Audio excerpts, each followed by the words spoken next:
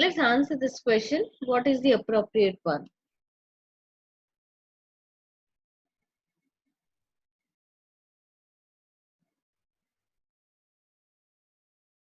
Vayu's major rivals is GG. GG's response to Vayu's previous strategies have varied significantly. When Vayu launched a new product last year, GG responded with an aggressive pricing policy on its own products. However, Vayu recently launched a major advertising campaign. GG did not respond at all. Vayu has been unable to see a pattern to GG's actions. So, which one would be the appropriate one?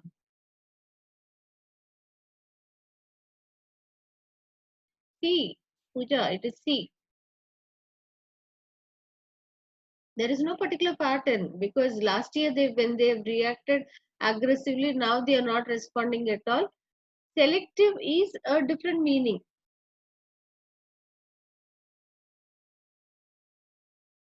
Selective says reacts to attack in only selected markets. But the response towards their competitor, one time it is aggressive, another time it is absolutely no reaction. So there is no particular predictable pattern. Stochastic. Stochastic is the correct. Oh, sure. Can you see the slide, Pooja?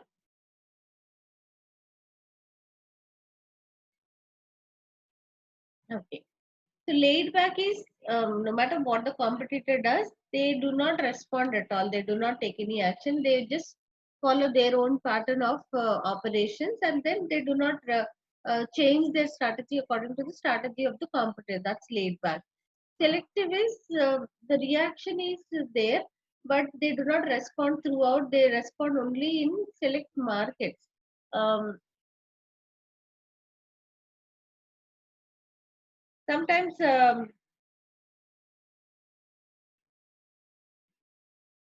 is this is quite common. We have malls. In malls, mall as a store. Sometimes during certain seasons, they um, announce discounts. When they announce discounts, all the brands which are sold in that particular mall also have to adopt this policy of offering that discount because the mall has announced a discount. But the same brand which is located in some other place, some other storeroom or some other store, some other mall, their own store also, this discount is not applicable. But you see that because um, now in Chennai you have some very big mall. They say it's Asia's biggest mall. Some mall you have thousands of brands in that.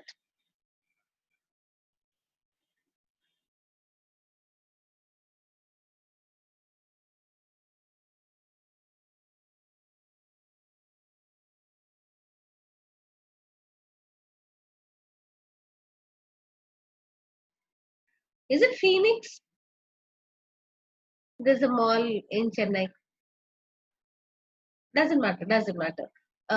Let's say that Phoenix is a mall in Chennai. So thousands of brands are being sold there. Now, when Phoenix wants to give a discount offer, the brands which are being sold there uh, under that in that mall also adopt that. But the same brand which is there in some other mall or some other place or their own store, that same discount is not applicable. Did you ever come across something like that?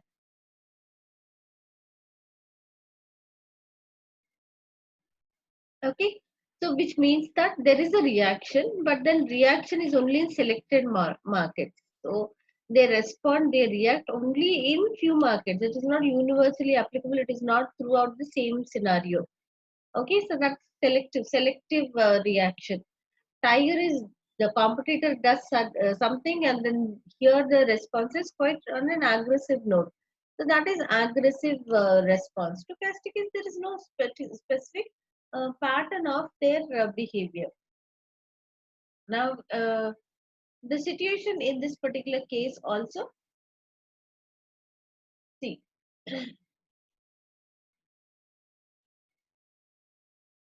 YU is a competitor, and then GG's response to YU. One time last year it was something else. This year there is no absolutely no reaction. So it says that it clearly says that it has varied significantly. The strategies which they have taken has varied significantly. So now YU has been unable.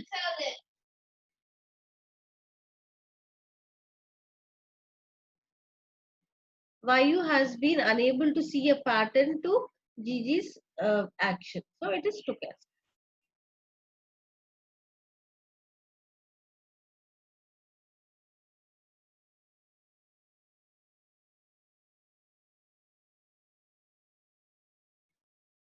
X is a multinational car manufacturer.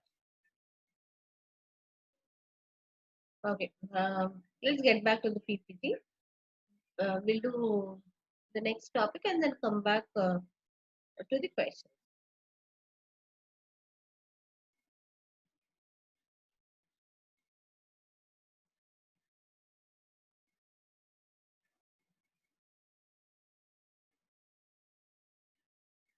The next topic is global competition. Global competition. Under global competition, there is one model also we have to study. But then first, let's understand what is global competition. Global competition is competing with the players who are globally present in other places also.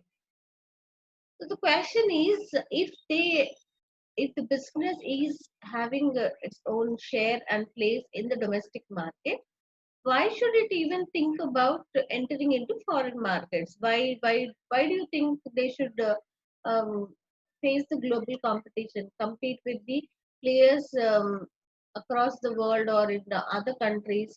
We understand that the scenario is different in different countries. There are so many parameters: the income levels, the government policy, the cultural scenario, the tastes and preferences of the people there.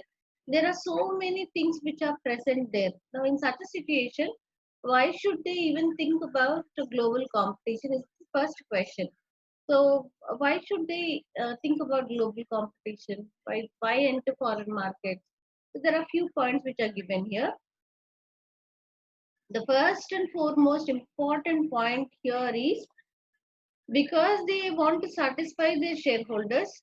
If the domestic market is already explored, there is no scope for them to further expand and explore and make profits. In that case, they think about expanding into the foreign markets. And when they expand into foreign markets, they have a scope for growth. When there is growth possibility, then there is a possibility of maximizing their returns. Okay, pressure from shareholders to increase their return on capital employed. So if the domestic market has come to that saturation and there is no further scope of expansion or exploring into new areas within the global market, then in that case they have to venture into foreign markets so that they can increase their return on capital employed. That's the important point. That's the main um, reason why they enter into foreign markets. The second one talks about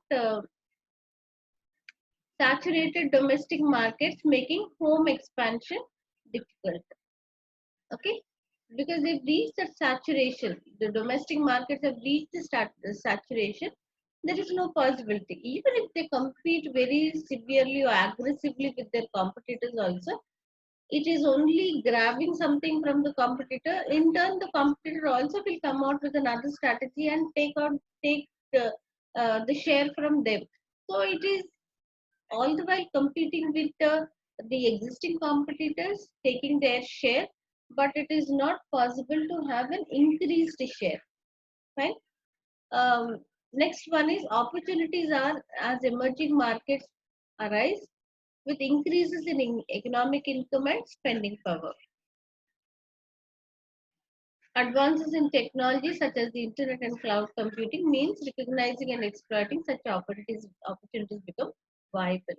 Okay, so with the emerging markets, what happens? Definitely the income level also increases and the spending power. So that's another reason why they want to explore into foreign markets. Then trade barriers coming down. Sometimes we see that certain countries relax the investment process procedure.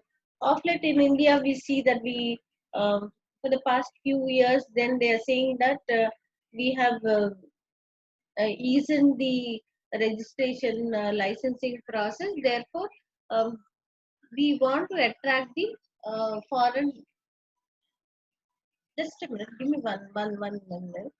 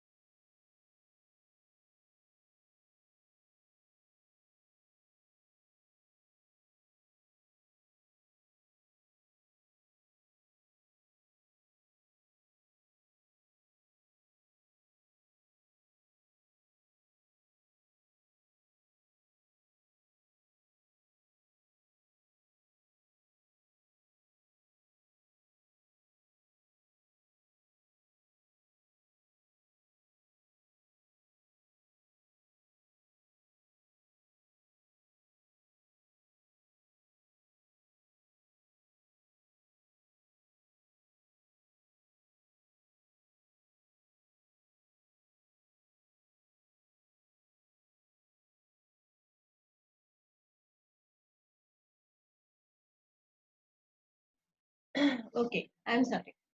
So, Indian government is saying that we have eased in the procedure.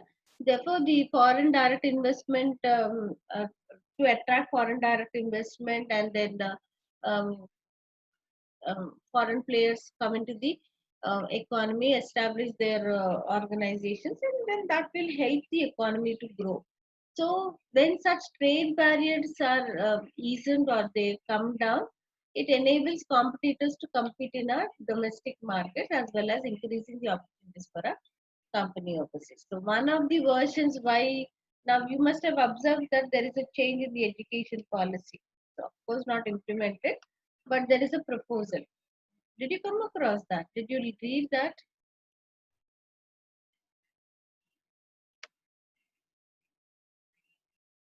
Okay.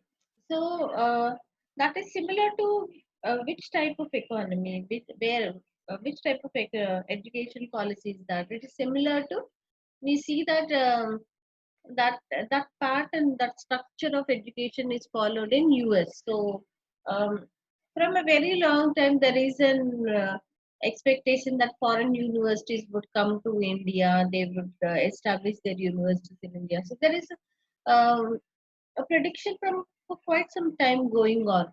So now, when our education system is made on par with the education system of US, that is one of the reasons why it is made on par with US, to see that they universities they come and they establish here. This is a growing market, and there are many students. The young population is there in India. So if they come establish their universities in India, it is profitable for them. So this is one of the reasons why the education policy is considered to be changed. Right. So when trade barriers are eased, then also it becomes possible for to explore into foreign markets or in the domestic market. If the government eases the licensing policy, then foreign players can come into the domestic market.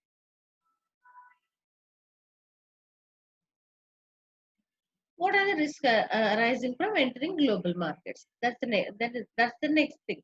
Obviously, when we understand that there are advantages with that, there are definitely disadvantages with that or as well. Okay. The first one is marketing mix adaptations. What does it mean? Marketing mix adaptations.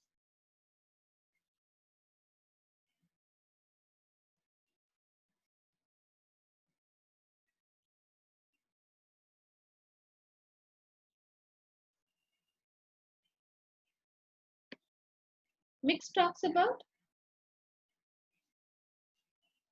mix talks about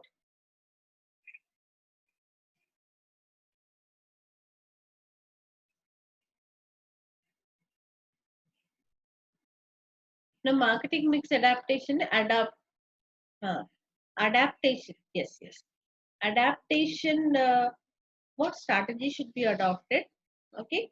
How would they address this issue in the global market? Whatever you are mentioning here, four piece of marketing, the strategies which they have to adopt, all those things is a difficult thing because it's a foreign market. They are not aware about the market mechanisms. Therefore, it becomes a problem for them to um, adopt to foreign markets. Then there is a variation in cultures. The cultures are so very different, and then addressing those things, and then surviving in such markets is a task because they're not sure about what is accepted, what is not accepted. So first, the culture of the that country has to be understood. Then only they can go out with their products or services to serve them, to serve the customers in the market. So because of variations in cultures, it is a time taking process to understand that and then adhere to those requirements. Then we see that there are varying cost structures. Varying cost structures. Um, the why do we see that we have brain drain, and then many people are taken or offered employment in US or in other developed countries. We see that Indians are accepted there. They are given one reason is for their talent which they possess. They are talented, they are qualified, they have the skill set. That's one reason.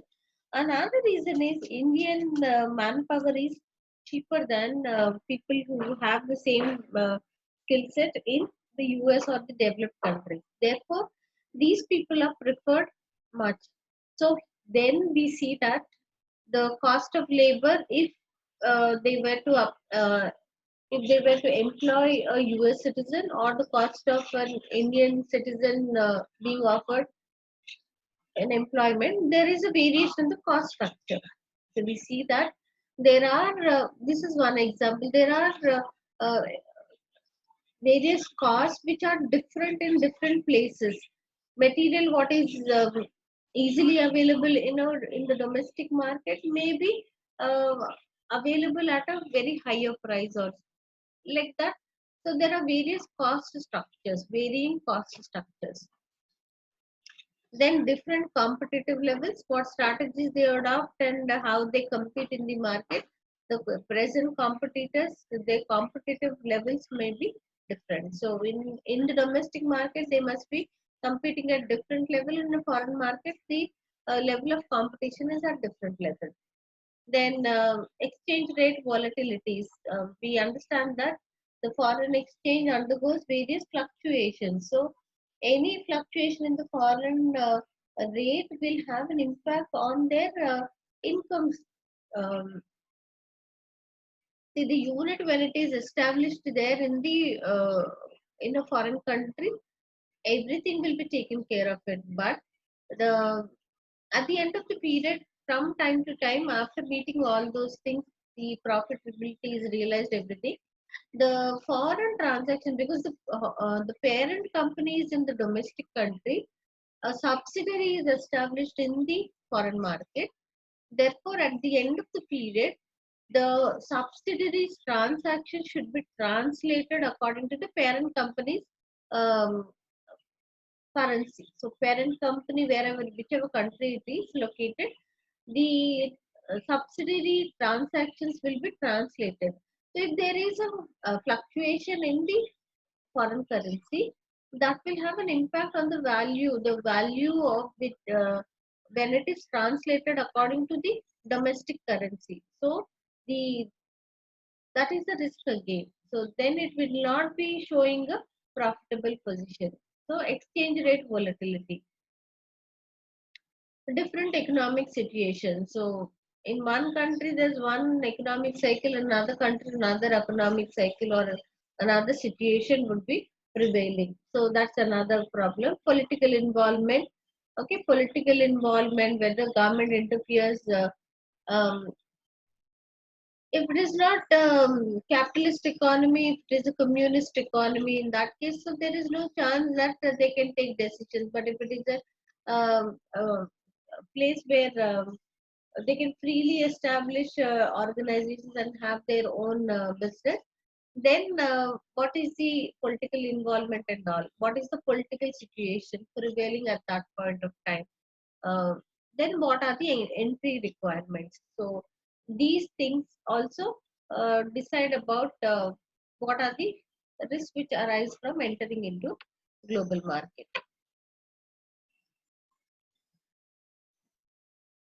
What are the benefits of entering into global market? What are the benefits of entering into global market? First one is economies of scale. Yesterday also we've discussed about economies of scale. When they operate at a larger scale, the scale of operation is on a large scale, then it is possible for them to cut down on their cost. Why is it possible to cut down on the cost? Because the fixed cost would already be recovered. It is only the variable cost which has to recover.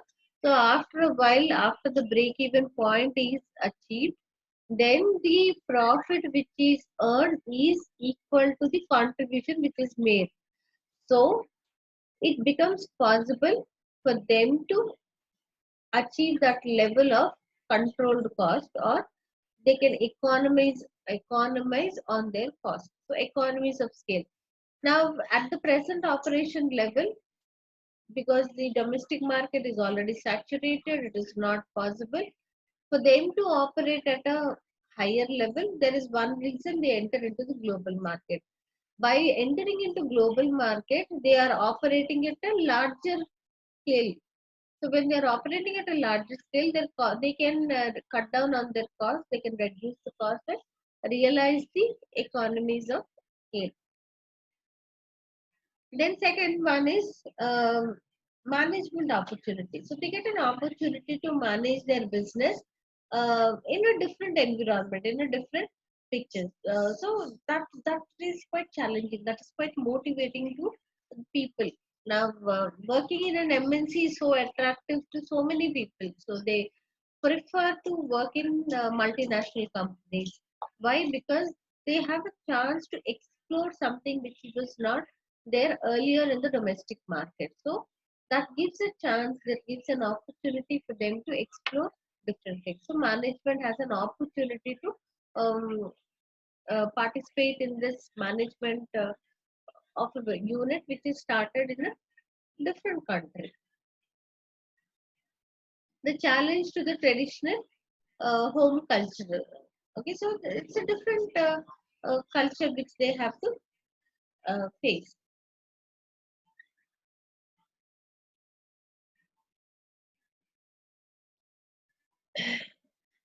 Like it is motivating and um, for the management, for the employee, for the staff to work in a different thing. Now it also is challenging to the traditional home culture. Okay, home culture.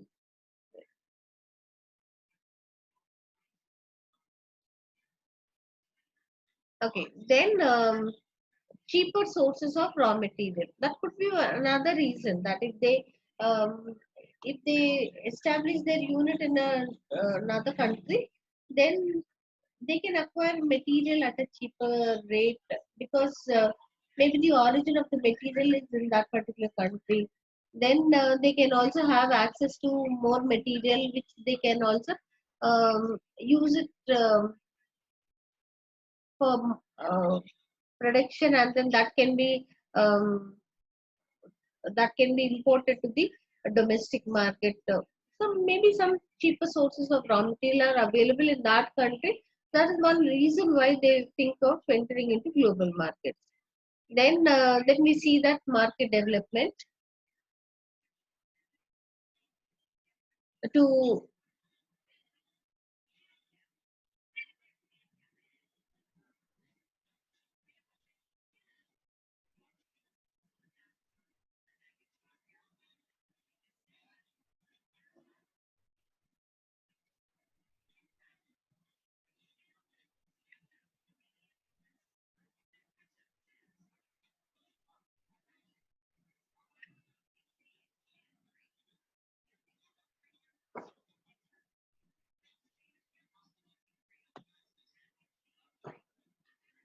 okay.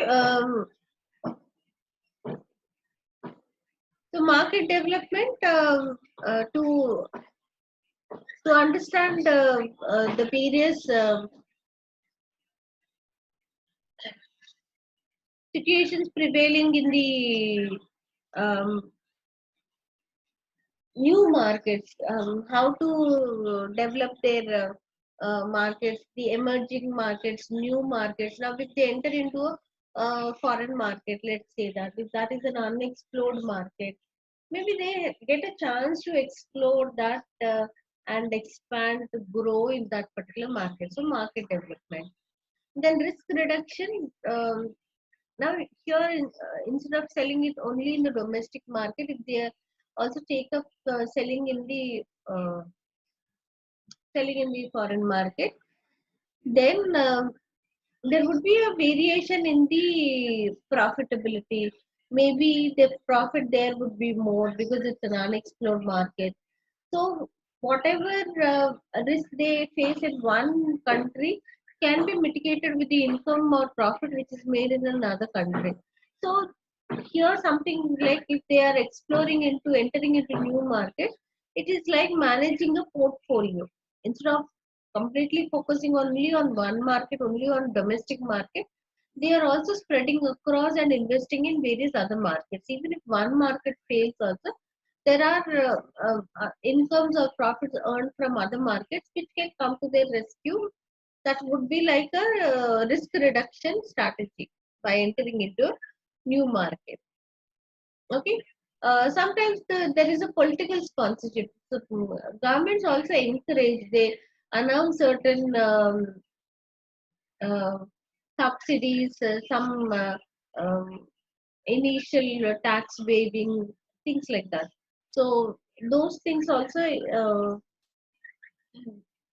enable them to enter into global markets, political sponsorship, political power, right? These are the benefits of entering into global market.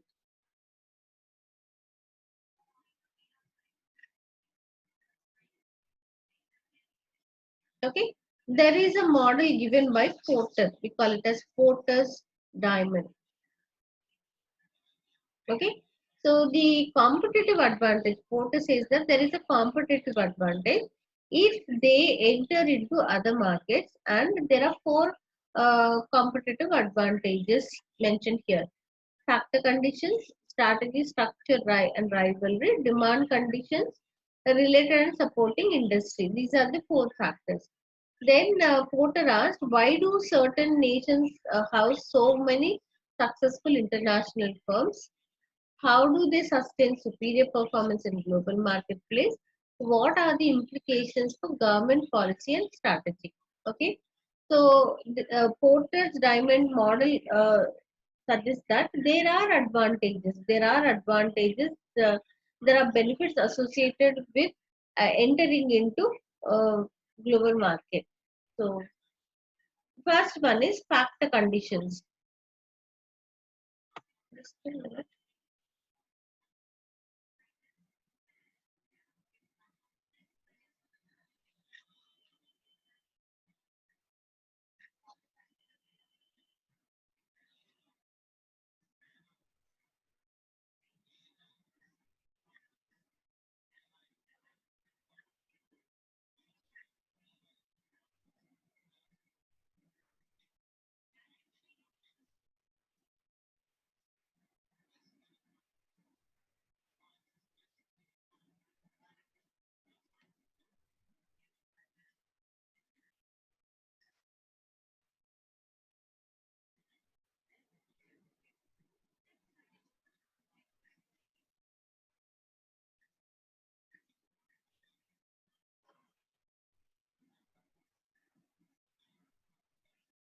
Okay, here we see that the explanation for factor condition. Do you see that? I didn't put this one in the slide, so I am directly showing it to you from the slide. Factor conditions say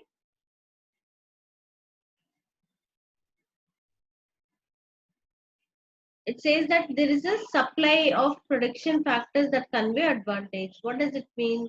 It says that they provide initial advantage, which is then subsequently built up upon to develop more advanced factors.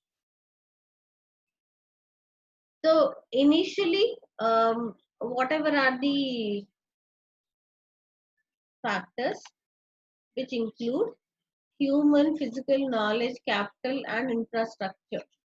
For example, these are the things which are given.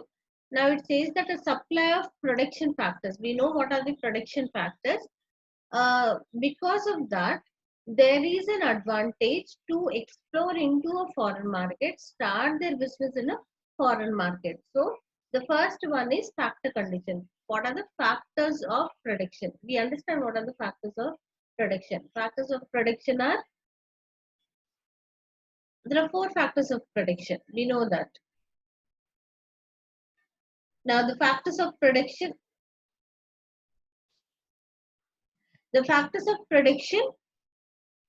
enable them to get that advantage, get that benefit. Okay, that's the first that's the first reason, factor condition. The second one is demand condition. Maybe there is demand in that particular economy that they it gives them a chance to explore into a foreign market. That's the second condition, demand condition. The third one talks about related and supporting industry.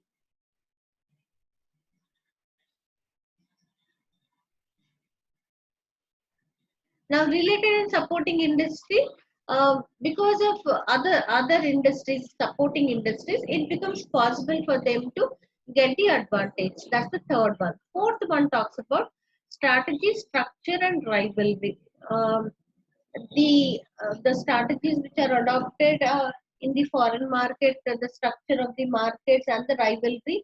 It is may be manageable, or it is easy to manage in such scenarios that they get an advantage to enter into a foreign market. Um, that is the argument of Porter. So Porter says that there are four advantages: factors of production.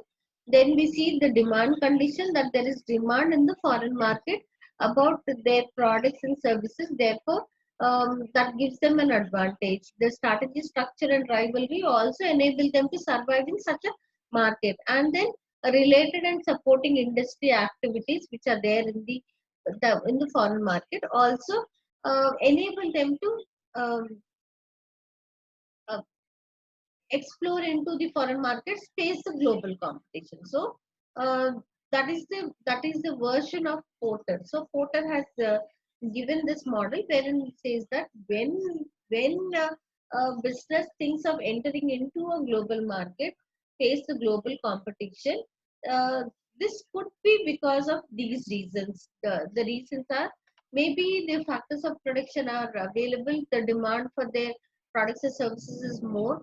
Maybe it becomes possible for them to face the strategy, structure, and rivalry in the foreign market. Or there are certain other industries also which um, give them a scope to establish them there and grow in that particular economy. But then Porter's uh, model was criticized. What are the reasons why it was criticized is what we'll look into. The following criticisms are made of Porter's diamond model. Porter developed the model by looking at 10 developed countries. Uh, so this was not a universally applicable model, but then this model was developed based on considering only 10 developed countries.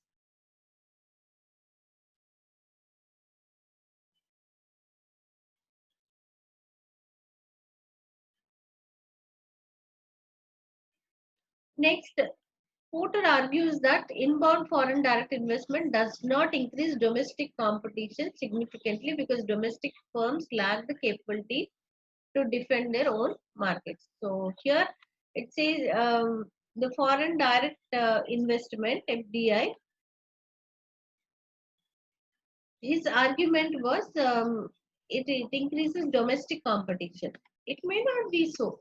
Uh, then the competition metrics differ when there is a competition from a foreign player. Then the strategy which has to be adopted is so very different, right? It does not increase domestic competition significantly because domestic firms lack the capability to defend their own markets, right? It is not um, as equal to as facing competition from a local competitor as compared to the foreign competitor. So it is not the same thing. So it differs. That's the second criticism. The third one talks about Porter model does not adequately address the role of multinational corporations. So what is their role? What is the impact of these things? How do they run the business and all? Those issues are not discussed in the model. Fourth one says Porter's analysis focused on manufacturers, banks, and management consultancy firms. Right?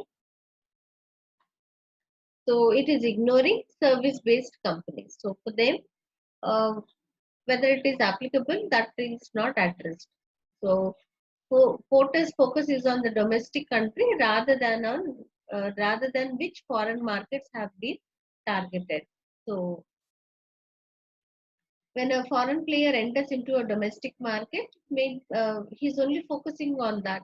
But then he's not focusing on the foreign markets, which other foreign markets are also targeted.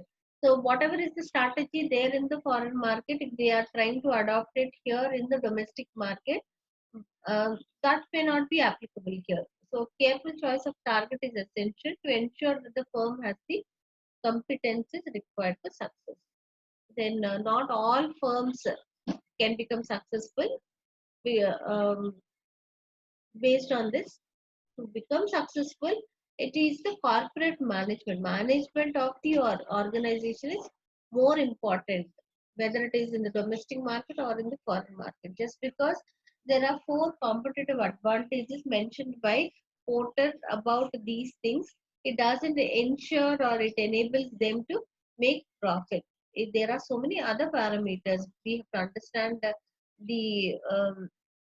uh, the foreign market, the foreign players, their strategies, their involvement, the impact of such organization, the multinational organization, the way, the mode of operations for them. Okay, those things are not discussed. Then just because of exploring into a foreign market, if there is an advantage, is not applicable to all the economies because each economy is different in its self in terms of the political, economical, social, technological status. Therefore, we cannot apply this model to every economy, and it is not always advantageous to explore and enter into a global market. So, that is the model we have to look into. There are a few questions related to global competition. We'll discuss that and then come back to do the next topic, which is called as strategic network and platforms. We'll come back and do this one. This one is basically about the supply chain part of it.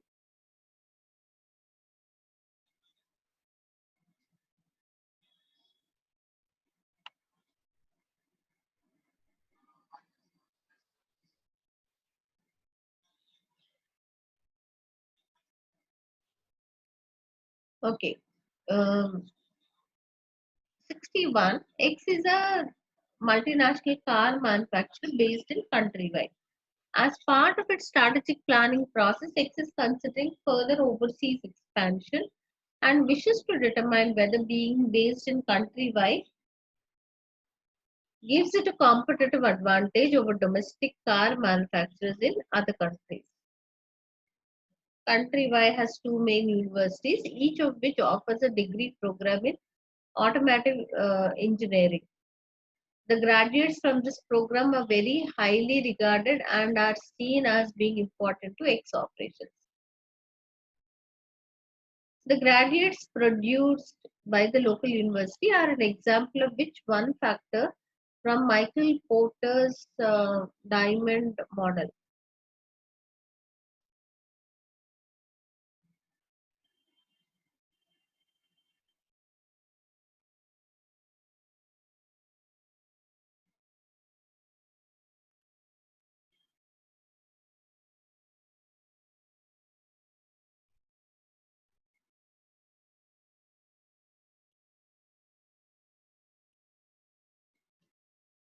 You there with me? Anyone to answer 61 question, 61st question?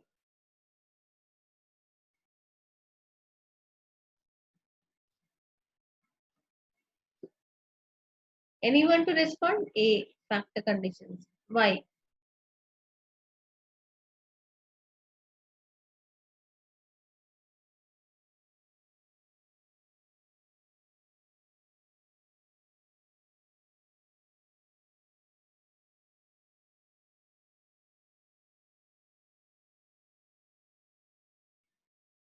Why? Why, Shweta? Others, are you there? Okay, Disha. After a long time, you've answered today. Okay, A, factor conditions. What factor do you see here? What factor do you see?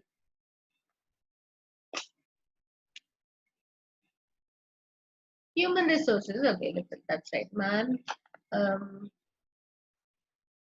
manpower, human resource, that is available. That's right. Good. 62nd question. B is a multinational motor vehicle manufacturer based in country O. As part of its strategic planning process, B is considering further overseas expansion and wishes to determine whether being based in country O gives it a competitive advantage over domestic car manufacturers in other countries. When B was formed 50 years ago, there were 8 car manufacturers based in country O. There are now only 2, following a series of acquisitions by B and its rivals and a number of bankruptcies. B competes aggressively against its rival, both in terms of price and quality. This represents an example of which one factor from Michael Porter's diamond model. 62nd question.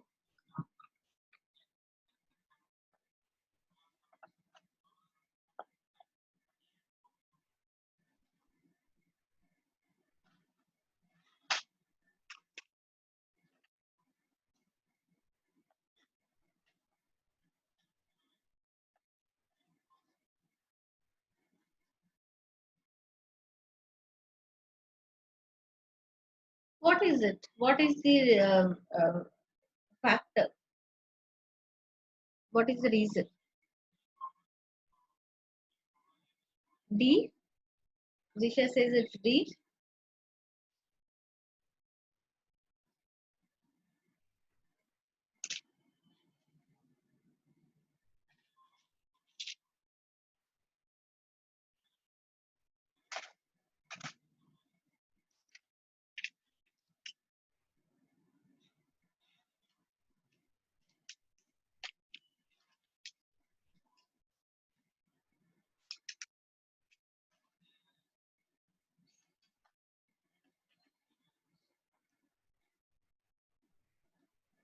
That's right. Strategy, structure, and rivalry.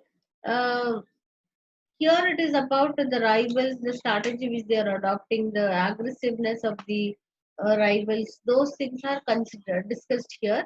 So the answer about aggressive against its rival, the answer about strategy, structure, and rivalry is the right answer. Yes, yes, yes, yes, yes, Shruti.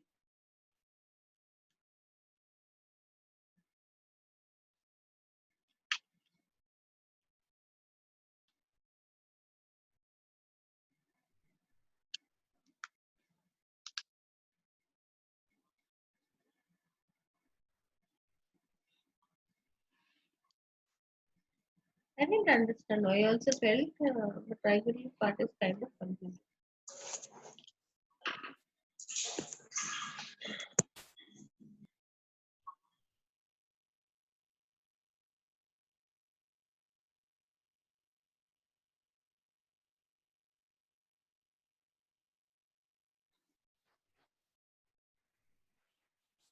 There were eight. Huh, there were eight car manufacturers based in country O. Now there are only two. Okay, so now the rivalry is not so severe. There are only two now. So even if they enter into the market, they will have to face only two of them. Fine. Then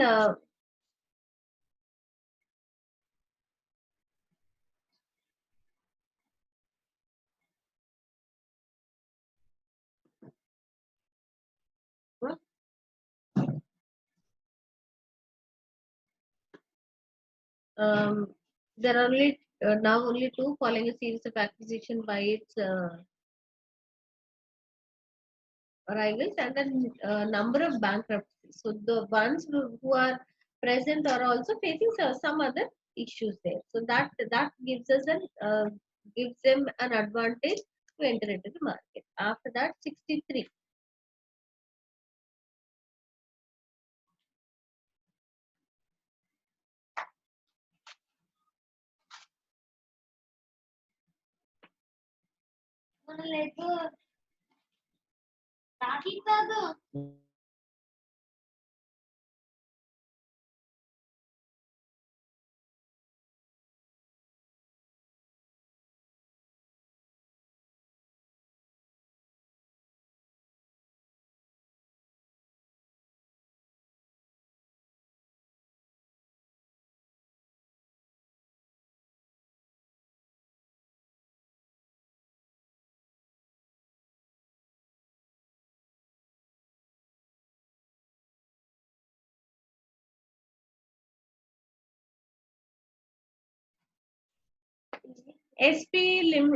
Limited operates a chain of jewelers in country H. It is currently planning to expand into country G.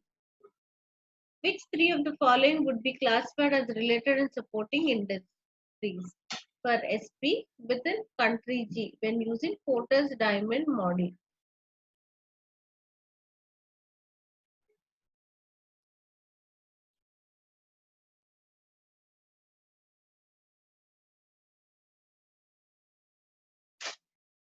We have to choose three options.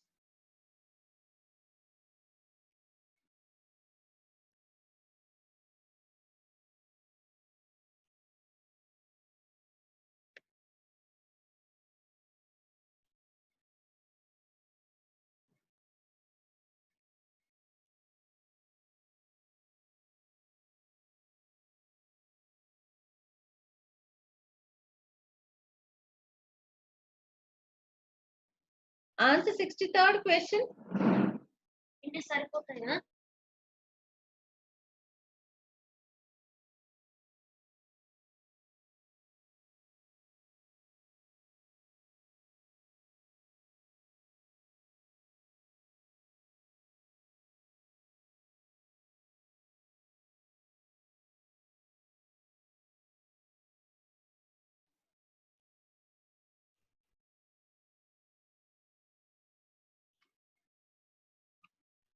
I'm not audible.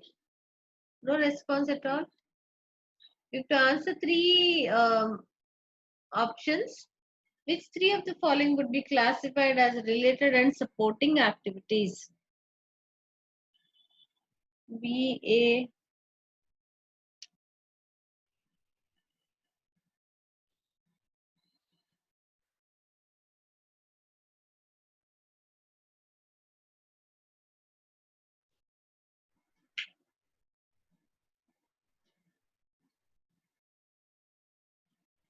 country A bit. Country G has a large number of existing chains of jewelers.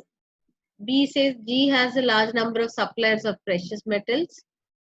Large number of unemployed residents. Large number of shop fitting businesses and decorators. Um, large number of firms providing security services. They are jewelers. They are into jewelry business. So if there are large number of chain of jewelers, they will become competitors. So this is not the right option. The suppliers are there. So related and supporting industries, B is the right option. A can be ruled out. A is not, because A will become their competitors. C talks about has large number of unemployed residents. So just because they are unemployed, it doesn't mean that all of them can be fitted into their industry. Yes, if they are qualified unemployed, skilled unemployed residents, maybe that will be a support. They're just large number of unemployed residents, so that is not the right thing. D, country G has a large number of shop fitting businesses and decorators. So then I think this jewelry can be used in that shop fitting businesses and decorators. E will be country G has a large number of firms providing security services. So B, D, and E.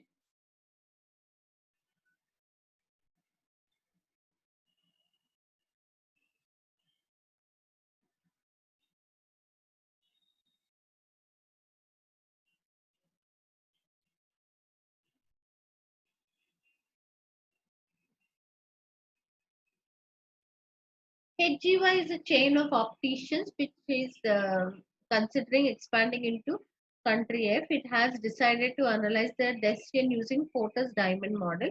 Consider the following lists of issues relating to HGY's proposed expansion as well as the dimensions of Porter's diamond. Issue A is high level of poor eyesight in country F. Yes, yes, Shruti.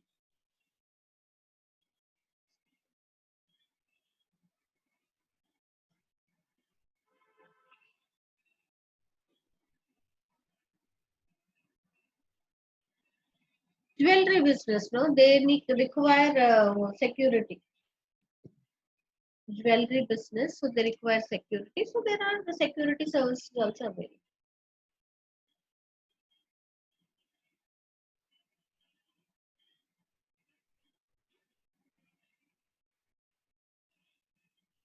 D, D, D. Okay, okay. So I'm really sorry. Shop fitting and shop fitting businesses and decorators. Um, they can also use. I mean,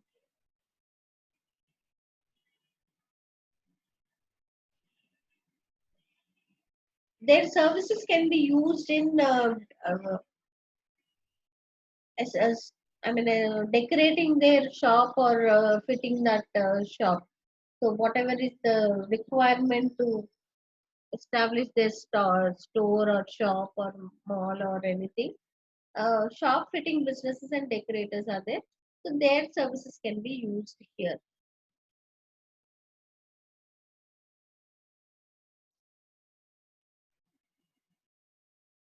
To start their shop, they can use these services.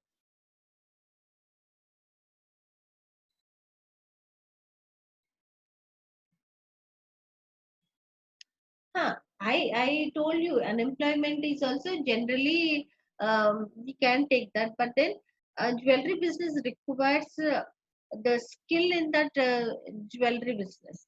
Just all unemployed residents cannot be accommodated into every type of business.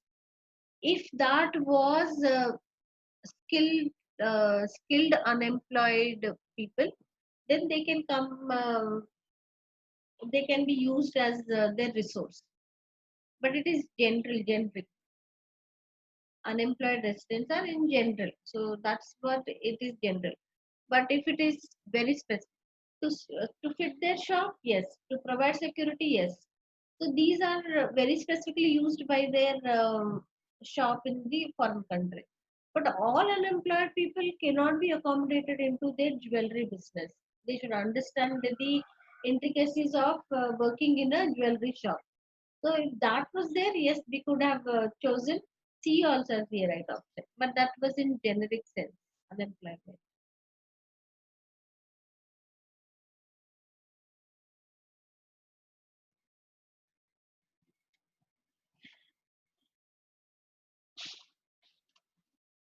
64 says HGY is a chain of opticians which is considering expanding into country F. It has decided to analyze the decision using Porter's diamond model. Consider the following lists of issues relating to HGY's proposed expansion as well as the dimension of Porter's diamond. A talks about high levels of poor eyesight in country F. HGY has a monopoly in its home country. Large amount of empty premises in country F. No suppliers of eye testing equipment in country F. So we have to match them.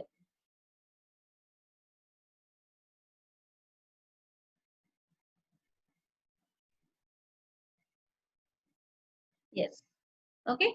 A is 2. So high levels of poor eyesight. So they can start their optician business if the demand is more. B is has monopoly in its home country. Monopoly in its home country. That's it. It deals with the strategy, structure, and rivalry. Okay. It could be taken as an advantage because there's only one player which they have to face. So that is in the advantageous situation. Otherwise, we can say that it is only monopoly. No, they are already established. How can it be? But then, from the advantageous point of view, we can understand that there's only one player. Maybe there is some kind of dissatisfaction with the monopoly also. Therefore, it becomes easy for them to enter into the market and explore the market. So that is 3. C is large amount of empty premises in country F. That's right. C is 1.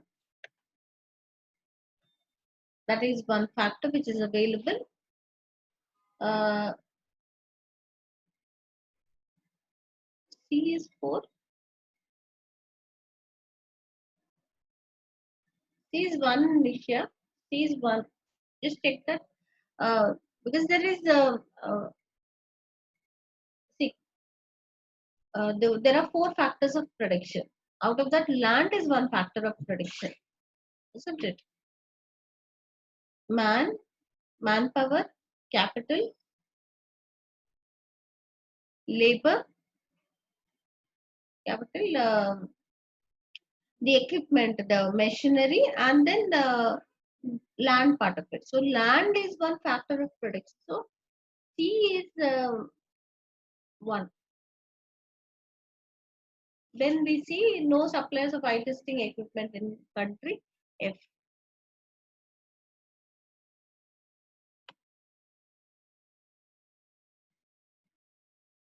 I hope it is clear, Nishya.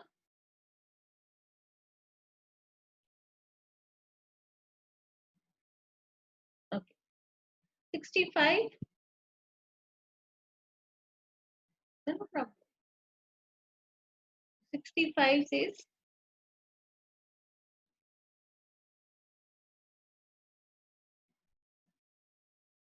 the other way around. Grace is a large car manufacturer based in South America. As part of its strategic planning process, Grace has been scanning its business ecosystem. Grace has noticed that while many cars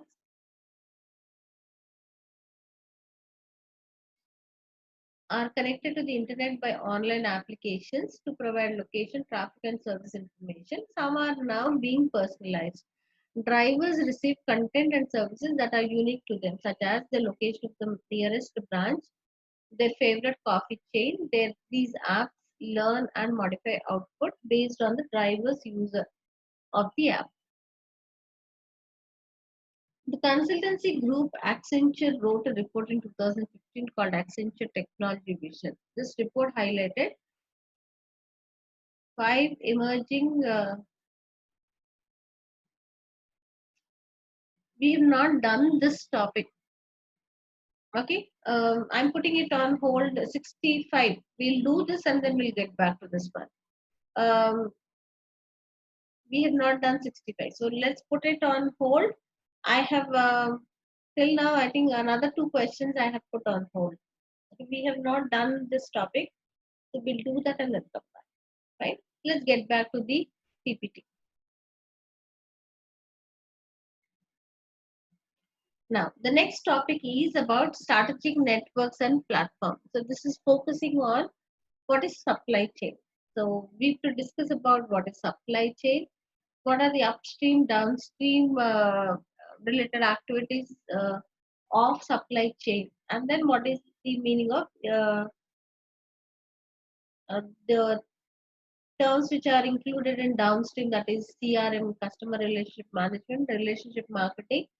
You have to understand what is the meaning of e-procurement and other technologies. Fine. So to begin with, let's start with understanding what is the meaning of supply chain. Now, supply chain encompasses all activities and information flow necessary. So there is some supply. What supply would be there? It is supply of material. So sequence of activities which are connected from the supplier till the customer. We call it as supply chain. In simple terms, if we put it across, chain is a sequence of activities supplying the material. So it starts from the supplier and it connects to the end user, um, the customer. So the flow of material, when it flows in uh, passing through various stages, we call that as supply chain. It encompasses all activities and information flows necessary for the transformation of goods from the origin. Where is the origin?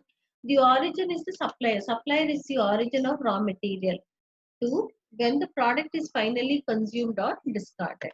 So the sequence of activities which connect the supplier to the customer. So in between all the activities, the flow of material which passes from the supplier till it reaches the customers is included or it is covered under supply chain. Okay. Managing the supply chain and moving materials and products from node to node include activities such as. So what are the activities which are covered under supply chain?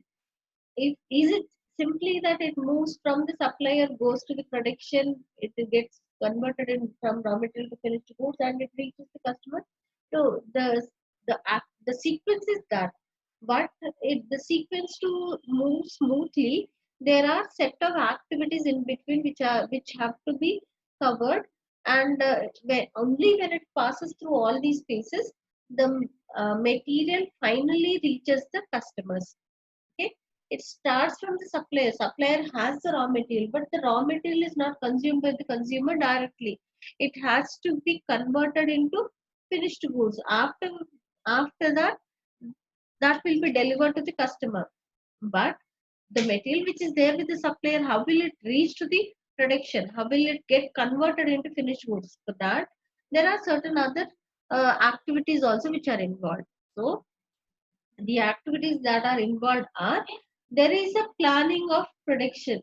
But how does it happen? How do they plan? So there is some estimation, there is some forecasting of the demand. So there is forecast, this prediction of demand. So prediction for sales, how many units will be sold will be the basis. Then once the prediction is done, then uh, the production planning is taken up to see that so many number of units are sold on a particular date or a period or during a particular period. If there are X number of units which have to be sold, for that to see that then units are final products are made available, then there should be some planning which has to be taken up. So once they take up the production planning, according to that purchasing takes place. So the sequence goes like this. First they have to predict the sales, predict the demand for their unit. So predict sales. After predicting sales, then they have to plan for the number of units to produce. If they have to produce X number of units, how many number of units have to be purchased? So purchasing plan also has to be prepared. Now, purchasing plan has to be prepared considering whatever are the opening and closing stocks which are available, the stock availability. Um, um, it is not very precisely whatever is the production. exactly to that level inventories purchase. That is not the scenario. They usually purchase more than that. To see that some unpredicted demand arises, to accommodate that, to meet that, usually more amount of stock is purchased. So they have closing stock, because all that stock which is purchased is not converted into finished goods. So there is a closing stock. Whenever there is closing stock for the next period, they also have the opening stock. So considering the opening stock, then there is a decision, there is a planning for that period as to how many more units have to be purchased. So there is some management, material management involved. Okay. So this material management considers the opening stock, the number of units to be produced, and the closing stock. Right. Then there are strategic networks and platforms. Networks and platforms are about how do they get connected with the suppliers and the customers. That part of it is about strategic networks and platforms. We're going to discuss that in detail. And then we have distribution. The units which are produced have to be distributed. They have to be moved to various regions and then sold in different markets. So that has to go through distribution activity. Then once the final products are sold, the product reaches the customer. In on account of any issue, the customer is unhappy, not satisfied.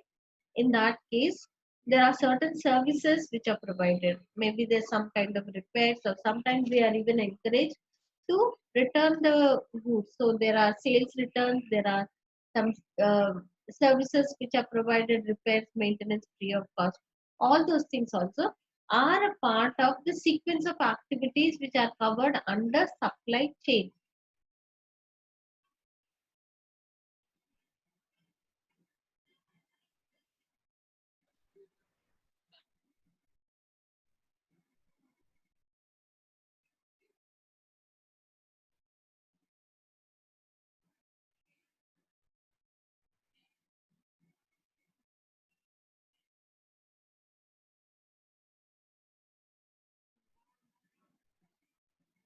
Now, under supply chain management, we have to understand there are two different types of supply chain management. One is push system and one is pull system.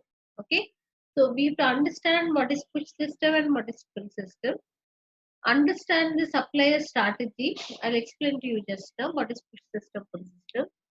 Then antagonism or partnership, e-procurement, what are the benefits and risks? That is what we have to cover under the topic suppliers. So in connection to the supplier, first we have to understand whether the supply chain management is push system or pull system. Are you aware of what is push system, what is pull system?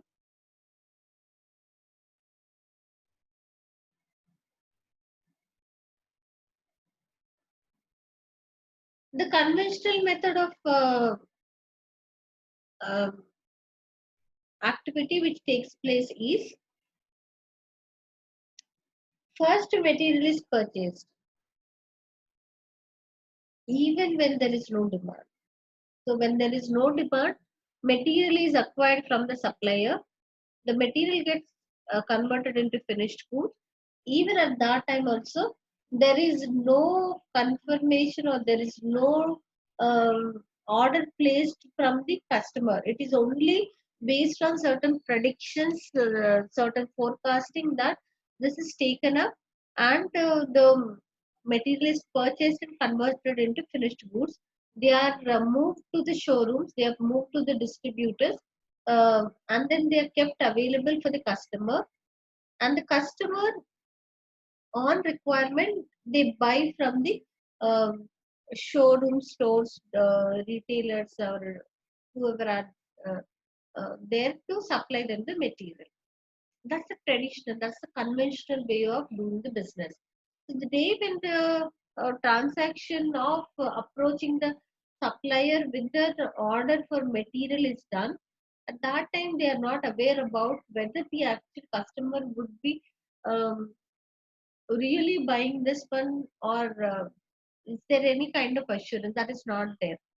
So what is done under this conventional system is material is purchased and that is pushed to the production. Goods are produced and they are pushed towards to the showrooms and kept available.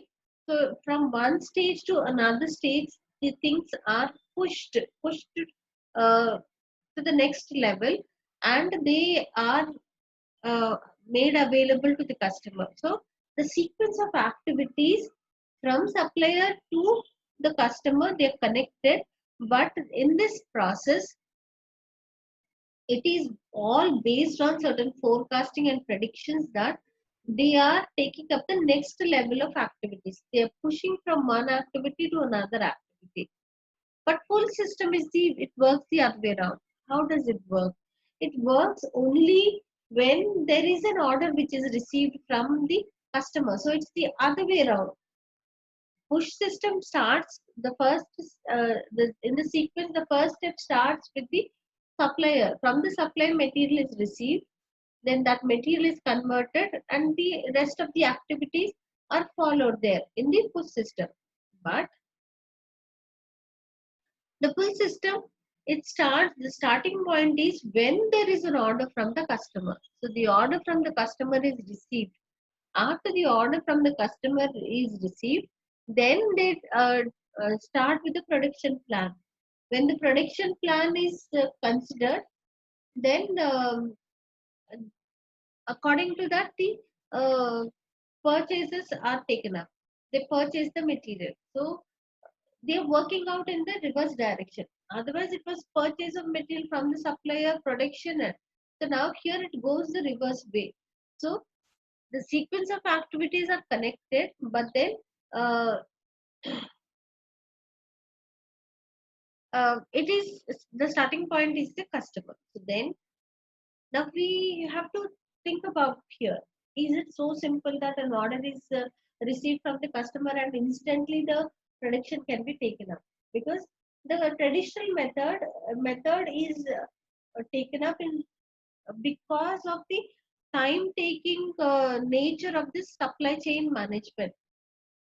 Suppliers when they are selected, so the suppliers when they are selected, there are a group of supplier list, number of suppliers present in the market. So then any supplier is not selected. Uh, the right supplier to be selected based on the quantity, quality, pricing, and the other aspects. The suppliers are asked to present their quotations. So once they present their quotations, that they submit their tenders.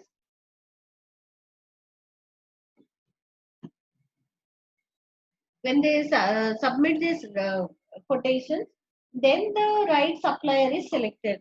Once the supplier is selected, an order is placed with the supplier. Uh, the supplier supplies the material. Once the supplier supplies the material, they are inspected in terms of quality which the supplier has promised. So after the inspection is done of the material, then only they are stored in the stores department or some place in the organization. Then from there on requisition, the units are sent to the production department, their units are produced. So the nature of material purchasing from the um, supplier is a time consuming process. It is not simple, it is not instantly it is done. It is time consuming. That is one important thing. Production process also. Now there are various levels of activities and various skills of workers who are involved in producing the products. So considering all that, then the nature of production process, it is time consuming, right? Then that's why they do it beforehand, even before the customer approaches for the product.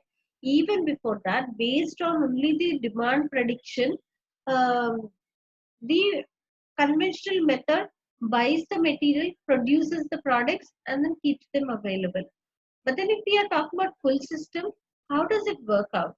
If it has to be done, the produced immediately and buy the material from the suppliers, how does it happen? The process of calling the supplier and all is a time taking business. So therefore, for that reason, they depend on a concept called as e-procurement, e-purchases.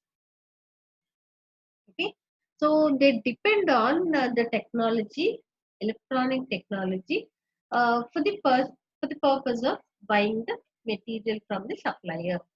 So the first push system is a conventional method. Pull system is done through, here it is written, it is done through e-commerce. E-commerce where things can be uh, worked out instantly with the help of electronic commerce or through the internet.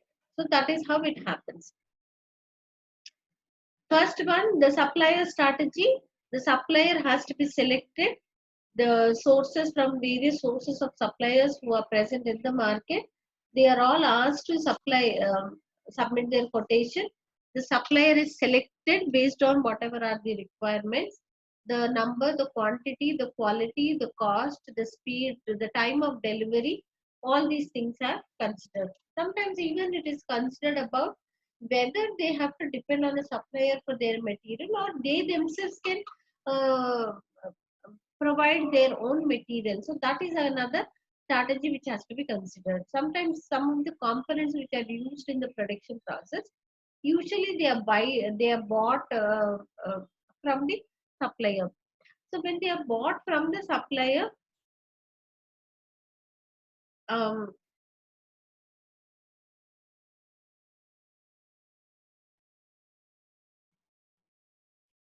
it is feasible for them to buy from the suppliers. Sometimes it is also feasible if the supplier price is not feasible for them. They can also consider making their own components. Maybe they have the resources available with them uh, that enables them to provide their own material. So that is the supplier strategy. That is the issues which are related to the supplier. How the supplier is called in to submit their details, then based on the requirements and the um, suppliers availability, those things the supplier is selected. Sometimes it is even considered of making their own resources. Antagonism, what is the meaning of antagonism? Anyone knows what is the meaning of that? It's kind of a rivalry. Then when we are talking about selecting a supplier, so one supplier is standing against the other supplier in terms of getting selected. Okay, so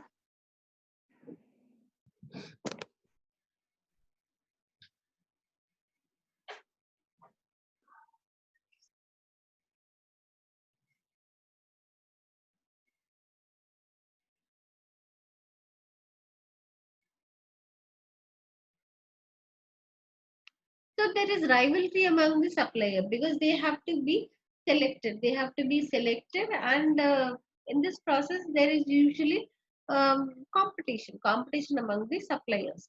But then we also see in certain situations where the suppliers get united. So the stock is not available with one supplier, they take the stock from the another supplier. So they work in partnership. They see that usually when you go to uh, of late we do not see that happening in malls where one brand is taking the help from another brand.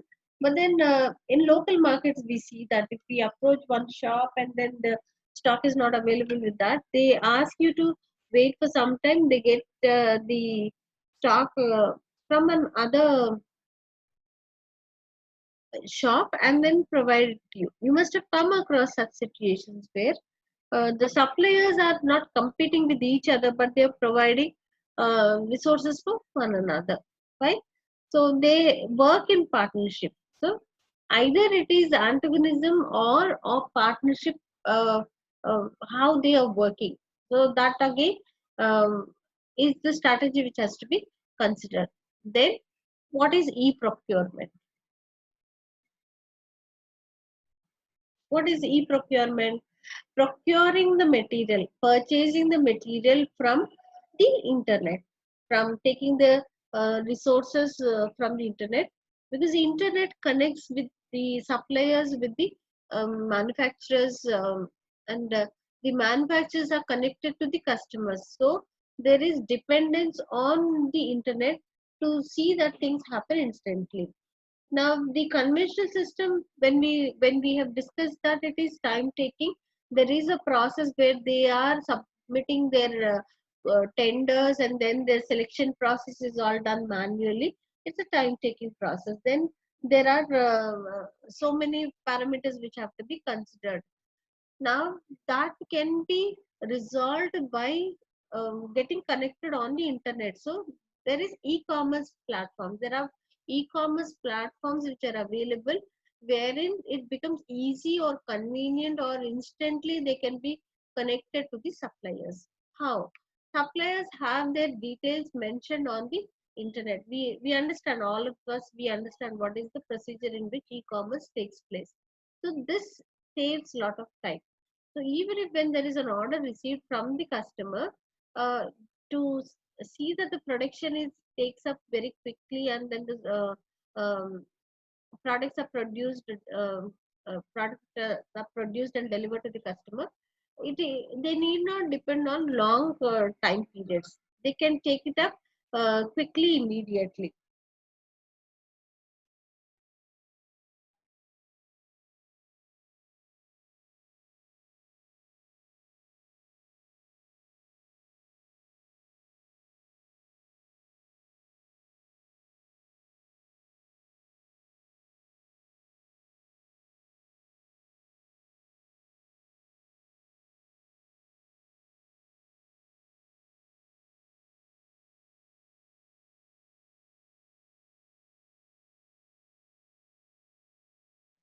So let's discuss what are the benefits of e-procurement.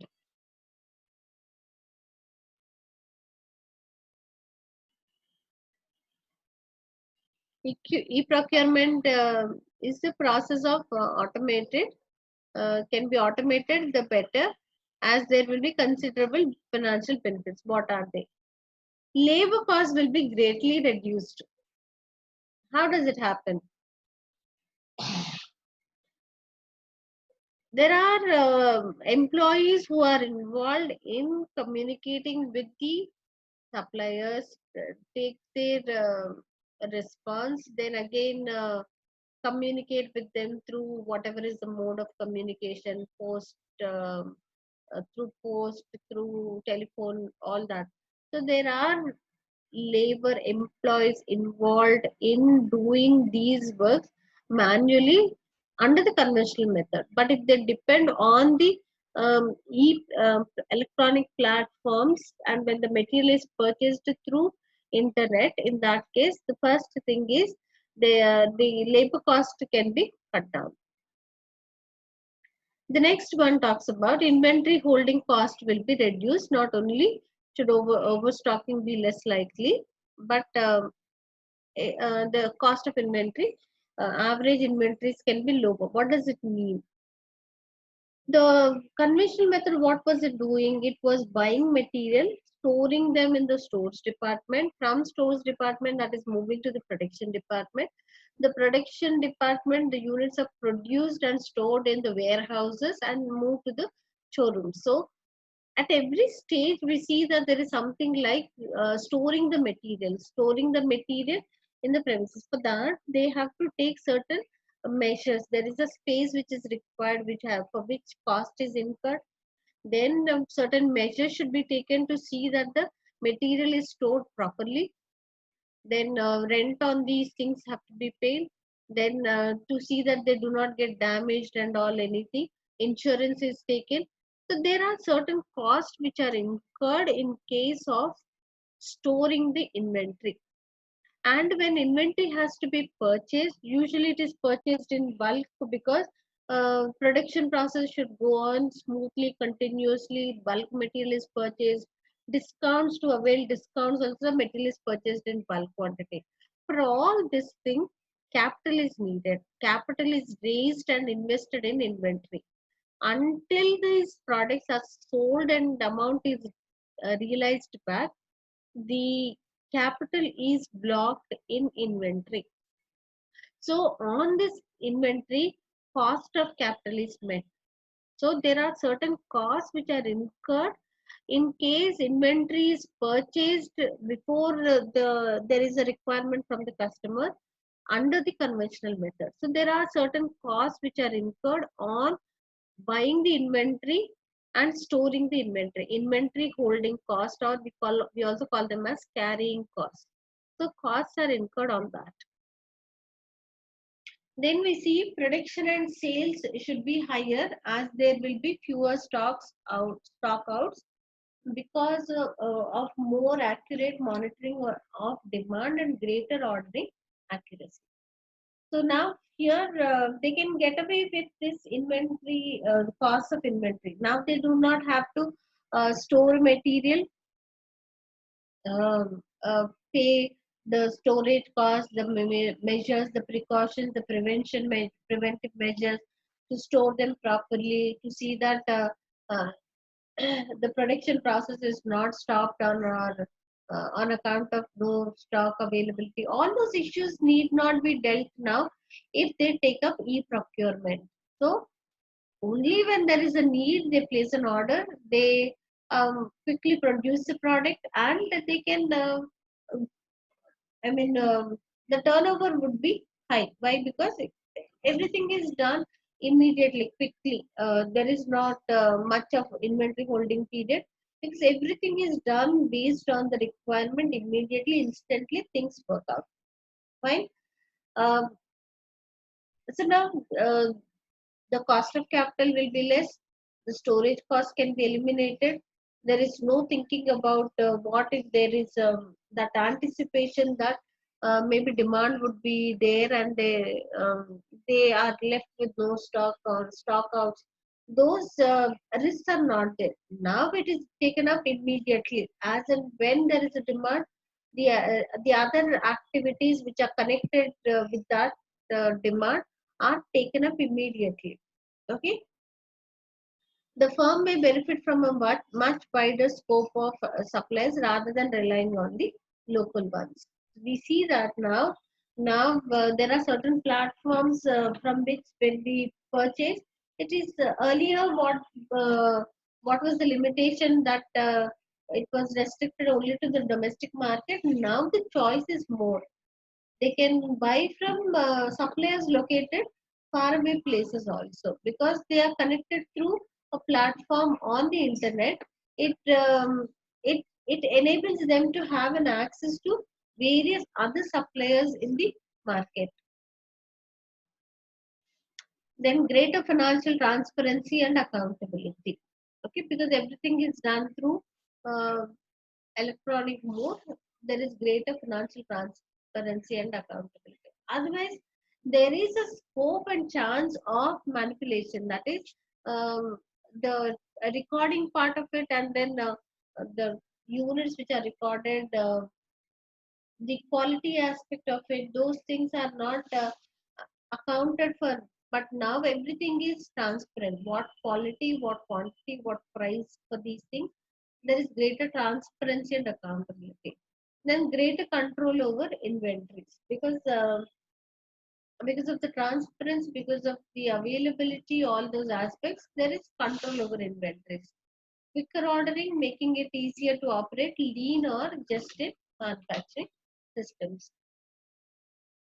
Quicker ordering only when it is the right time. So lean system talks about, sometimes it's interchangeably used about lean and JIT. Are you aware of lean system and JIT?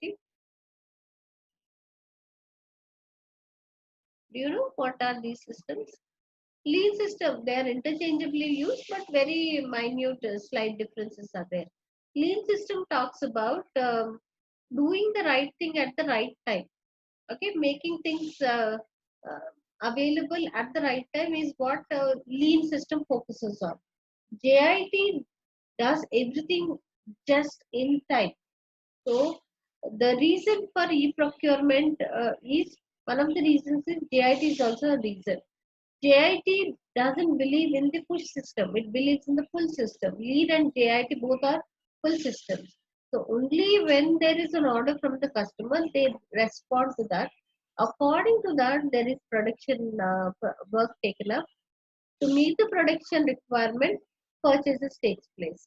So it says that quicker ordering makes it easier to operate lean and JIT manufacturing systems. So for these systems, lean system says that provide the right thing at the right time in the right place. That is the principle of lean.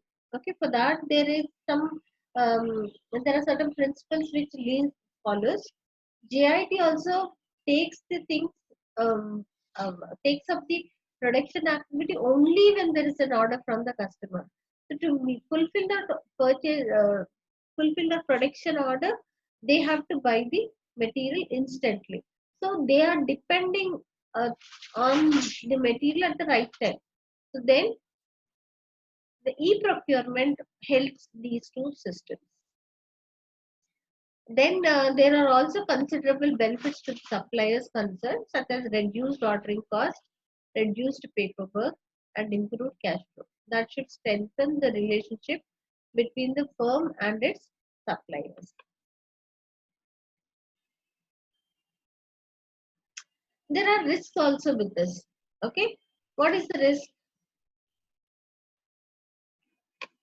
The first one talks about there are some risks associated with e-procurement. They are first one is there is a technology risk. Technology risk that the system will not function correctly. So that's the risk. If the system doesn't work properly, or the person who's operating the system, the technology, is not completely aware of how to operate that, then in that case, it can cause some damage to the organization in terms of losing their customers. Now, everything is done immediately on the spot, right at the time.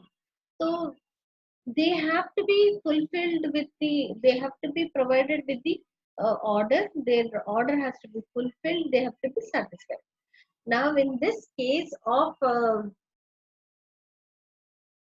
depending on e-procurement, they are finding a quicker way of doing things. So it is the same orders, the same material, the same goods which have to be delivered to the customer, but they are depending on a source which is much faster or quicker, unlike the conventional method. The conventional method was a time-taking process. E-procurement is quicker and faster, but ultimately they have to serve the customer. So if at all if there is any problem with the technology, operating with the technology, in that case, if there is any failure on part of technology and understanding the technology, the customer's order will not be fulfilled or he will not be satisfied. That is a risk for the business. Fine. The second one is organizational risk. Organizational risk. Some of them are reluctant to change. Whenever there is computerization, automation in the organization, we see that the existing employees do not cooperate on account of a new method being implemented in the organization. So, if there is reluctance from the existing employees to adopt to the new system, then also the system doesn't work out smoothly and there is a risk of failure. Then we see low cost savings realized. Why is e-procurement considered? Because to eliminate the storage cost, to eliminate the cost of capital, e-procurement is considered. It is faster, quicker, wide variety, the right price, the right quality can be chosen. These are the reasons why e-procurement is considered. So when e-procurement is considered, its motive or focus is on cutting down on the cost. That cannot be realized is the point. What does it mean? As with all information systems and information technology projects, it is very difficult to predict all the benefits that can arise. Tangible benefits are relatively easy to forecast. Okay, so it may not be possible to realize the cost savings. They may have to invest in technology and all. So that may not be um, that may not be possible for them to realize the cost savings. So these are potential risks of e-procurement. We'll continue with this topic tomorrow also about the supply chain. We will look into the customer relationship management, the upstream, downstream activities and all. Uh, we'll finish this particular section in tomorrow's class. Any doubts here?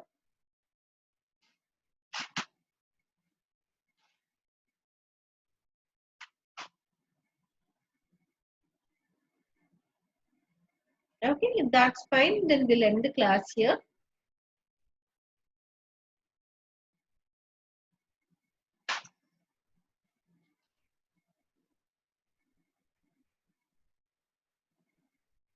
Okay then, good day.